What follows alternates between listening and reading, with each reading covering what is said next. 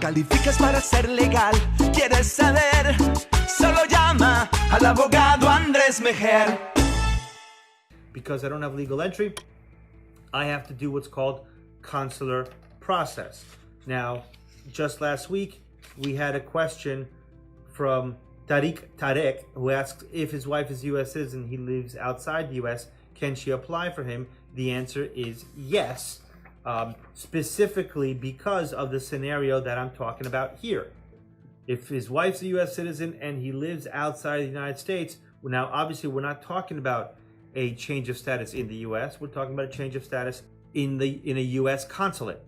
So in that scenario, files to document the relationship first. Once that's approved, the file goes to the National Visa Center. From the National Visa Center, it goes to the embassy you selected. Typically, it's the country where you were born and have a passport. But think about it, if it's Venezuela or if there's no U.S. embassy in your country, it has to be a close one that you can get to. So once that happens, file gets over there. You are going to be given an interview date.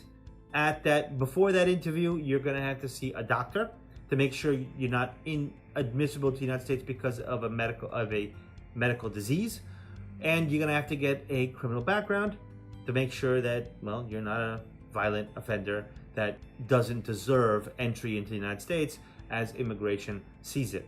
At that interview, if you're approved, they're going to ask you questions based on your petition. It's either going to be a simple process or it's going to be terribly cumbersome. If you're in North Africa, I would say Africa or the Middle East, you're gonna have a hard time, period. It's hard everywhere nowadays. Point is, once at the interview, if you're approved, you're gonna get a stamp on your passport that says you are a green card holder. You then will be able to legally enter the United States, pay $184, and they will ship you your green card.